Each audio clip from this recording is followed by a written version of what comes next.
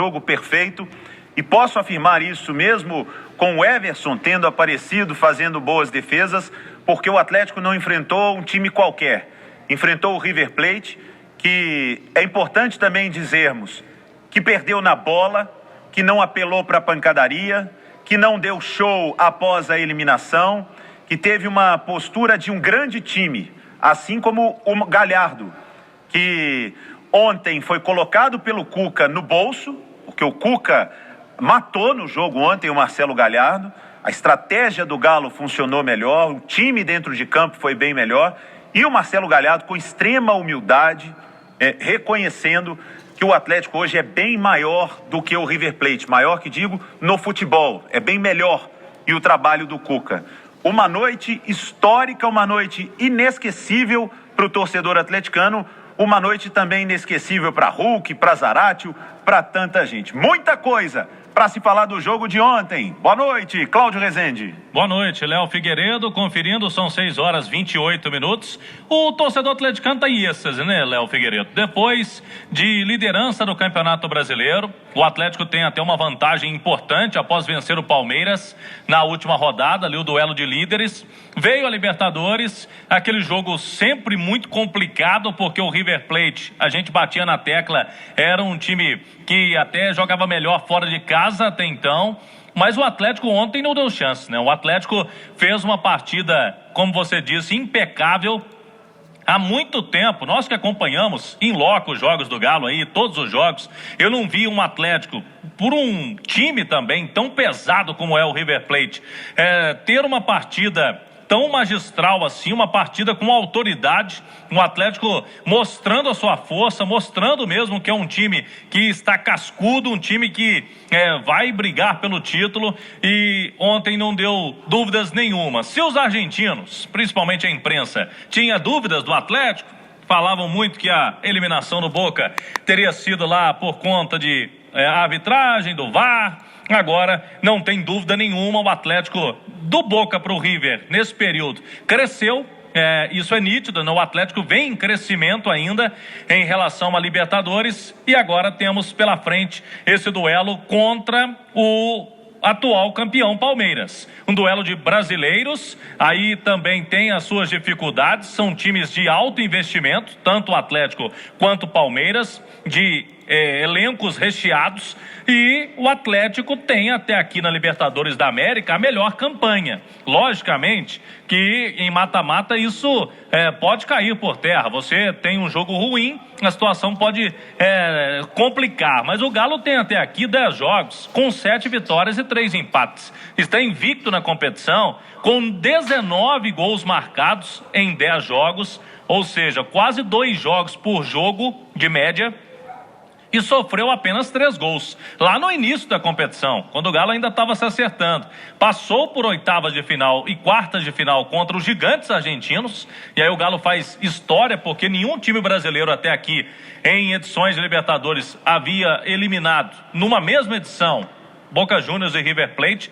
O Atlético chega muito grande, chega forte para essas semifinais contra o Palmeiras. As datas são do dia 21 e 28 de setembro. Acredito que os 2 jogos devem ser marcados para terça-feira, Léo. Até porque é um jogo de duelo de brasileiros e chama muito a atenção da TV aberta. Então a TV aberta vem passando os jogos da Libertadores na terça-feira, 9h30 da noite. A tendência é de que esses jogos entre Atlético e Palmeiras, os 2 jogos, aconteçam terça-feira, 9h30 da noite. A premiação, o Galo chega a quase 50 milhões no ano, somando Libertadores e Copa do Brasil. Vem também o retorno, né? Você investe, o time dá resultado em campo, tem o retorno de premiações nesses torneios de mata-mata. Mas, Léo Figueiredo, um assunto também, além do campo, né? O campo, o Atlético soberano, o Atlético mostrou todo o seu potencial, com o Hulk de novo decidindo, números impressionantes, o Zaratio, destaque na imprensa argentina, o Everson e o Cuca também foram destaques por lá, mas fora de campo, a aglomeração perto do Mineirão, principalmente no entorno do estádio, deixou uma marca ruim desse jogo de ontem, no retorno ao público no estádio. E A Itatiaia já destacou mais cedo no Rádio Esportes, na nossa programação, que amanhã vai acontecer pela manhã uma reunião com o secretário municipal de saúde, com os presidentes de Atlético, Cruzeiro e América, para acertarem, porque a Prefeitura de Belo Horizonte não gostou do que aconteceu ontem e deve tomar alguma medida, pelo menos quer mudar alguma situação, alguma coisa para os próximos jogos. E o presidente do Galo, Sérgio Coelho, se posicionou. Diz que o Galo cumpriu o protocolo e fora do estádio é até difícil controlar, mas fala em ajustes. Vamos ouvir então aqui na Itatiaia o presidente Sérgio Coelho. Nos preparamos muito para fazer o jogo de ontem, a nossa equipe, a nossa gestão. E acreditamos ter cumprido com todos os protocolos, entre eles venda através de internet, o ingresso ser nominal a cada torcedor, com atestado médico, recolher o atestado médico na entrada. E dentro do estádio, eu hoje conversei muito com a minha equipe pela manhã e entendemos que cumprimos com o nosso protocolo. Do lado de fora de campo, a gente vê imagens, né, que são de pessoas sem máscaras, né? E muita gente, mas é um processo que eu acho que está sendo normal, assim, por exemplo, como lá na Feira Hippie, não é nada diferente do que se viu ontem, pessoas se abraçando, se cumprimentando, né, comendo, bebendo, e fazer com que essas pessoas usam máscaras, eu acho um pouco difícil fazer que todas usem, né, seria o ideal. O Dr. Jackson, secretário de Saúde, né, ele já fez contato, a secretária dele comigo, pela manhã nós vamos nos encontrar. O nosso objetivo é a gente procurar, né, saber onde erramos, e onde erramos nós vamos tentar consertar para que a gente dê essa alegria aos torcedores, né, porque porque os jogos continuam tendo os torcedores nos estádios. Esse é o nosso objetivo e saibam assim, o Atlético é o cumpridor das leis. Muito bem, 6h24, palavra aí do presidente Sérgio Coelho, que participou hoje da apresentação oficial do Diego Costa e se posicionou aí explicando o lado do Atlético. O clube fez de tudo, segundo ele, Léo Figueiredo, junto com o Mineirão também, para instruir os torcedores, para que a turma não fizesse ali aglomerações e fala em ajustes para o futuro, para os próximos jogos, Léo. Uma coisa precisa ser colocada, gente. Foi o primeiro evento que nós tivemos de grande porte, depois, né, de um pico de pandemia, porque ainda vivemos a pandemia. Então, com certeza, ajustes precisam ser feitos. O Mineirão vai fazer mais ajustes já para o jogo de amanhã, do jogo do Cruzeiro. A Prefeitura precisa de ajustes para o entorno do estádio, onde não é responsabilidade do Mineirão ou do Atlético, é da Prefeitura. A própria torcida precisa também ter um comportamento diferente. E digo por quê? Eu entendo muito o sentimento do torcedor que foi para o campo ontem, do torcedor do Cruzeiro que vai ao campo amanhã. Nós estamos vivendo tempos tristes, dolorosos, há alguns meses, quase 2 anos, de muita tristeza, de mortes, de medo, de insegurança. Então todos querem extravasar. E o futebol sempre foi o caminho do povo brasileiro, principalmente, de extravasar. Ali não tem pobre, não tem rico, tá todo mundo igual, torcendo pelo mesmo time, vivenciando uma emoção. Mas o mais importante é que para você que vai ao campo, para você que foi ao campo ontem, que estava ao redor, se proteja. Não adianta ter protocolo no estádio, do clube, do que for, se as pessoas não se protegerem. Porque muitos estavam ontem sem ingresso do lado de fora. Eu entendo o sentimento de vocês. Eu não fui ontem ao estádio transmitir. A Conmebol não permite. Me doeu no coração um jogo deste tamanho não poder estar lá. Mas eu preciso respeitar as normas. E para que tudo funcione, o torcedor precisa respeitar as normas. E se as normas são, não vamos aglomerar, não vamos aglomerar. Não podemos dar um passo atrás. Já sofremos tanto. Futebol, bares, comércios, os bares não podem fechar, os restaurantes não podem fechar, o futebol não pode fechar. Mas o público precisa ajudar, porque senão não tem protocolo que aguente. Alexandre Simões, você tem números, são importantes a gente passar para o torcedor, do que significa para o Atlético, do que vai significar para o Cruzeiro abrir o estádio, funcionar o estádio neste período que fica mais caro. Então o clube não pode ter mais problema com os que ele já tem para poder funcionar, Simões. Boa noite. Boa noite, Léo. Boa noite, Cláudia, torcida atleticana. Ô, Léo, a gente pode começar dizendo uma coisa. Foi a segunda maior renda da história do Atlético na Copa Libertadores. São 17 mil pessoas. Exatamente. Só perde para aqueles 14 milhões da final contra o Olímpia na decisão de 2013, quando o Galo foi campeão.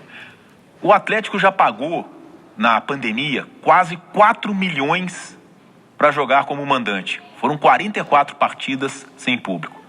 A renda de ontem, bruta, deu quase 2 milhões e 700. É 2/3 desse valor. Claro, vai ter os descontos de operação da partida, do pessoal que trabalha, mas de toda forma, Léo, o torcedor que está vibrando com esse grande time do Atlético, favorito no Brasileirão, na Libertadores, na Copa do Brasil, precisa entender que esse grande time é montado graças ao recurso financeiro.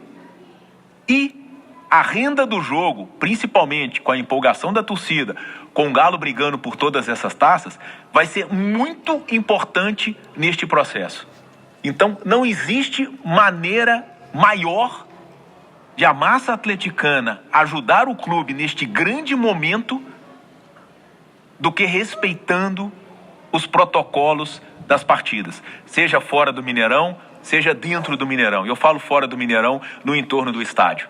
Tá? Com mais um jogo como aquele, o Galo zera esse prejuízo que ele teve em toda a pandemia de 44 partidas. Então, acho que isso é o mais importante nessa história toda. E será assim para o Cruzeiro também, a partir de amanhã. Se o torcedor abraçar o clube, é a maneira de colocar dinheiro. Então, eu acho que não existe momento mais importante para o torcedor do Atlético e do Cruzeiro do que esse da volta ao estádio. E os protocolos foram seguidos. Eu fui ao Mineirão, teve uma demonstração lá do pessoal da Minas Arena, entendeu? De como era a operação da partida. Um custo, Léo, de quase 60% a mais do que um jogo normal para 17 mil pessoas, porque teve que abrir todos os setores do estádio, criaram equipes de controle. Agora, o papel principal precisa ser do torcedor. Também, por outro lado, não vejo fechar a solução do problema. Não podemos regredir. Precisamos evoluir, todos, para que a coisa funcione melhor. Por falar em funcionar melhor, ô Cláudio Rezende, o ataque do Galo, que já funciona muito bem, hoje apresentou só um dos grandes artilheiros internacionais do mundo nos últimos anos. E como foi a apresentação do Diego Costa, Rezende? Aconteceu no Centro de Experiências da Arena MRV. Ele já viu lá o novo estádio do Atlético, que tem a obra avançando, né? Já tem um formato legal já de estádio. E o Diego Costa esteve presente numa live, uma entrevista virtual com os jornalistas. O presidente Sérgio Coelho participou, também o diretor de futebol Rodrigo Caetano, o gerente de futebol São Vitor, e foi mediada pelo diretor de comunicação do Atlético, o André Lamounier. O Diego Costa explicou aí a escolha da camisa 19. Ele foi muito feliz já com a camisa 19 durante a carreira internacional. E aí teve a cessão do número 19, porque já tinha dono no Atlético, era o Dylan Borreiro. O Dylan Borreiro falou, né, numa entrevista, né, num vídeo da TV Galo, que o Diego Costa, ele é fã do Diego Costa, então ele passava a camisa com muita tranquilidade, e agora tem esse novo dono, o Diego Costa. O clube até vai fazer um pedido à Conmebol, porque não vai tirar o Dylan Borreiro da lista dos inscritos, e vai pedir uma troca de numeração. Não é fácil, mas o Galo tem aí um mês para ver o que acontece. Na Libertadores, pode ser que, se a Conmebol não aceitar, e o Diego Costa jogue com um outro número, porque lá o Dylan já é o 19. Agora, nos jogos de Campeonato Brasileiro e Copa do Brasil, ele vai com a 19 normalmente. O nome está no bid e agora resta apenas a questão física, né? É uma questão importante porque o Diego Costa não joga uma partida oficial desde dezembro. E ele hoje já esteve na cidade do Galo após essa apresentação, que foi na hora do almoço, já fez atividades físicas, testes, academia, mas por enquanto não há, nem por parte dele, nem por parte da comissão técnica, um prazo para a estreia do Diego Costa. Vamos ter que acompanhar isso dia após dia. O Savarino foi pré-convocado para jogos das eliminatórias da Copa do Mundo pela seleção da Venezuela. É uma carta marcada lá, ele sempre aparece, o Savarino. E, para eu fechar, Léo Figueiredo, apareceu o nome do Marrone, rescisão publicada no BID. O Marrone está indo mesmo para o time da Dinamarca, o Midland, e agora já não faz parte mais do elenco atleticano. Léo Figueiredo. Valeu, Cláudio Rezende, 6h32 pelas quartas de final da Copa Libertadores. O último jogo vai ser disputado hoje. Em Guayaquil, no Equador, o Fluminense joga contra o Barcelona de Guayaquil. O jogo é 9h30. Uma vitória simples classifica o Fluminense para a próxima fase. O jogo de ida foi 2-2, mas é importante dizer 0-0 ou 1-1 da Barcelona de Guayaquil. Já temos 3 semifinalistas brasileiros. De um lado tem o Galo e o Palmeiras, e hoje sai o adversário do Flamengo. Podemos ter um Fla-Flu, também uma Libertadores 100% brasileira.